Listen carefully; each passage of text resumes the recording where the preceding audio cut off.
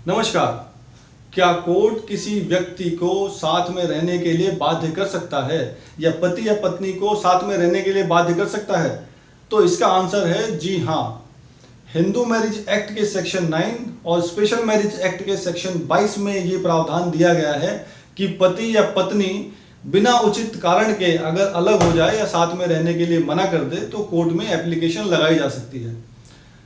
दरअसल जब विवाह होता है, जब संबंध बनते हैं तो कई प्रकार के वैवाहिक अधिकार प्राप्त होते हैं, जैसे कि संपत्ति का अधिकार, उत्तराधिकार, सक्सेशन राइट्स और संतान उत्पत्ति के अधिकार। और इसके अलावा भी हमारे यहाँ ये माना जाता है कि विवाह जो है वो सिर्फ पति पत्नी का नहीं होता, बल्कि दो परिवारों का विवाह होता है या दो समाज का विवाह होता है।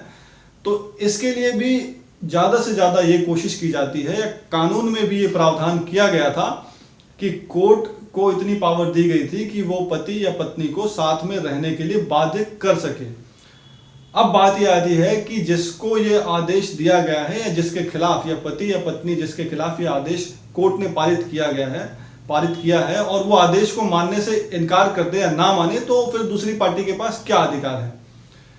दरअसल अगर इसके पालन की बात आए तो अब जो करंट में जो पोजीशन है वो ये है कि कई हाई कोर्ट्स ये बोल चुके हैं।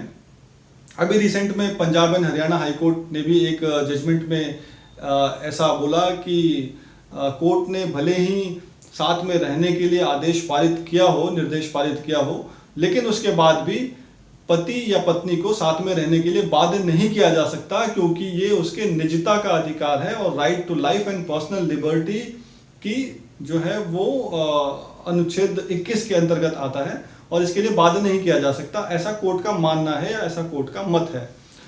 और इन प्रावधानों को सुप्रीम कोर्ट में चुनौती भी दी गई है और सुप्रीम कोर्ट से यही बोला गया है कि इन प्रावधानों को रद्द कर दिया जाए, क्योंकि ये right to life and personal liberty और निजता के अधिकार का उल्लंघन है और किसी को साथ में रहने के लिए बाध्य नहीं किया जाना चाहिए।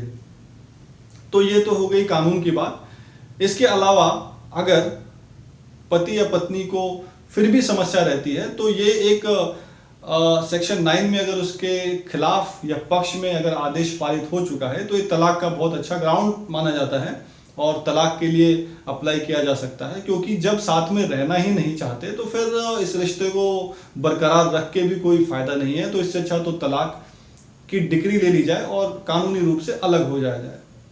धन्यवाद।